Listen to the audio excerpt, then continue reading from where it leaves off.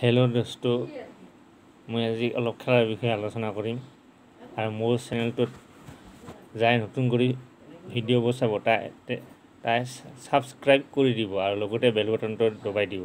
তেতিয়া মোৰো মনটা ভাল লাগিব ছাবস্ক্ৰাইব কৰিলে। তেতিয়া মই নতুন নতুন ভিডিঅ' আৰু আপলোড দিব পাৰিম আৰু মোৰ ভিডিঅ'বিলাক টাইম পাছৰ ভিডিঅ', এনজয় কৰা ভিডিঅ'।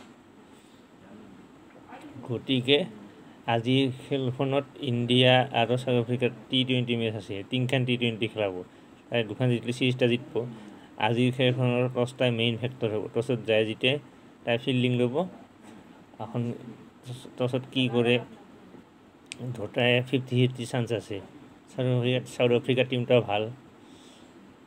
কুইণ্টন ডিকক, ডেভিড মিলাৰ, বামুৰ্ডাৰ দৰে প্লেয়াৰ আছে, ৰাৱাৰা বলাৰ, নকিয়া আছে।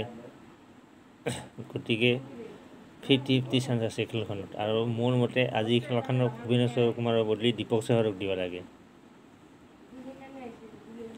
কি হয় খেলখন 7টা বজাত আছে, এইখিনিয়ে কথা আৰু।